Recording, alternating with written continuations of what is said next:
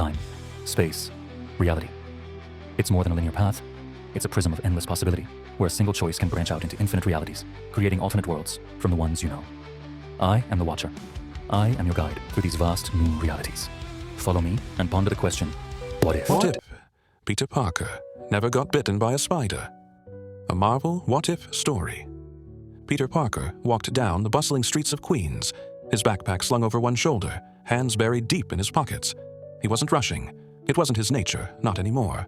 The New York City air was thick with the hum of traffic and the chatter of pedestrians, but Peter moved through it like a man who had nothing to worry about, nothing to fear. The usual chaos of his life, the fights with villains, the responsibility of being Spider-Man, the balance between his personal life and his alter ego, never existed for him. There was no superhuman strength to control, no webs to swing from skyscrapers, no looming danger hanging over his every step.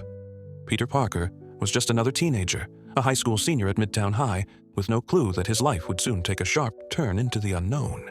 But today was different. Something was in the air, a quiet kind of tension. Maybe it was because he had finally completed his science project. Maybe it was because he was going to ask Mary Jane out on a date later. But Peter felt a strange sense of anticipation that he couldn't shake. It was the evening after school when Peter found himself in a corner of the local science museum, just another place for a bored teenager to waste time. He wandered through the exhibits with a detached curiosity, hands still buried in his pockets as he examined the displays. His gaze moved over microscopes, alien fossils, and a demonstration of scientific discoveries. Peter wasn't a genius, but he had a natural curiosity that made him a decent student. He had a knack for understanding things, particularly science. Yet there was one thing that always eluded him: purpose.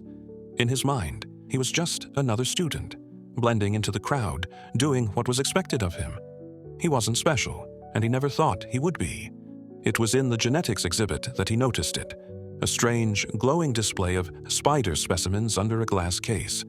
The spiders were all meticulously catalogued, each one from different parts of the world, some glowing faintly under ultraviolet light. Peter leaned closer, his eyes narrowing as he studied the oddities. Something about them seemed off. A voice interrupted his thoughts. Interesting, huh? Peter turned to see a man standing next to him, wearing a lab coat with the name Dr. Connor stitched on it.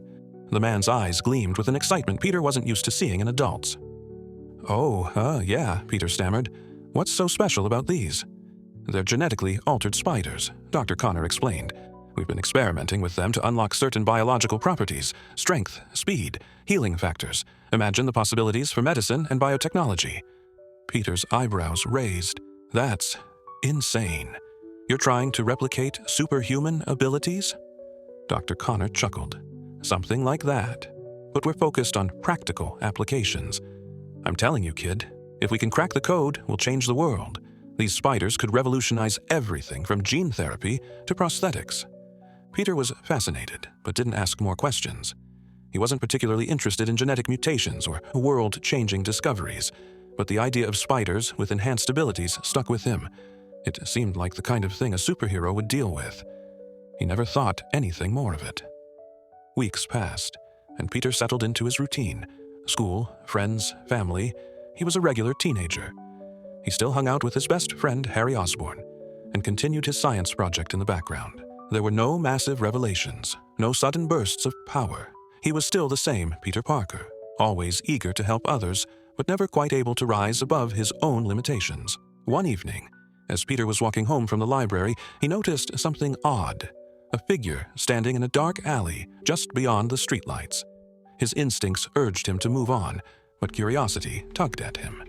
As he got closer, he realized it was a group of men, armed, intimidating, speaking in low voices. Peter instinctively stepped back, but one of the men saw him. "Hey, you there! What are you looking at?" one of them shouted, pulling out a knife. Peter's heart began to race. His brain screamed at him to run, to get away, but his legs didn't respond fast enough. The group advanced toward him, and he realized, for the first time in his life, he had no way of defending himself. No strength, no speed, no powers, just an ordinary high school kid. But then something unexpected happened. A figure dropped down from above, landing between Peter and the thugs with a heavy thud. It was a man dressed in a dark, tight-fitting suit, with a sleek black mask and a glowing symbol on his chest. A small, quiet buzz echoed through the alley, and the stranger moved quickly, taking down the armed men with fluid, controlled precision. The figure turned to Peter, his mask hiding any emotion, but his stance relaxed slightly. "You all right, kid?" he asked. Peter stood frozen, staring at the man who had just saved him. Who are you?" The man smirked.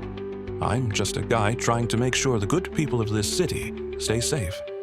He turned to leave, but then paused, looking back at Peter. "You should probably learn to defend yourself, though. You never know when someone's going to try to make you a victim." Peter watched as the figure disappeared into the shadows, leaving him alone with his thoughts. The next few weeks brought new perspective to Peter. He couldn't stop thinking about the man who had intervened, saving him in a way that Peter could never have imagined for himself. He began researching vigilantes and the ways people in the city were attempting to bring justice to a world that seemed so often unfair. But the more Peter looked, the more he realized one fundamental truth. If there was anyone who could make a difference, it wasn't the mysterious hero or the people in the shadows, it was him. He could make a difference, even without powers, and even without being bitten by a radioactive spider. Peter Parker became a different kind of hero. Without the abilities of Spider-Man, he relied on his intelligence, his inventions, and his sharp instincts. With the help of his skills in science and engineering, Peter created gadgets that helped him fight back against the criminals who roamed New York. He wasn't faster or stronger, but he was determined. Armed with a homemade suit and a series of inventions he'd built, Peter fought to protect his city. It wasn't easy. It wasn't glamorous. But it was real. He wasn't Spider-Man, but he was something else. He was the hero that New York needed. And that, Peter Parker realized, was enough.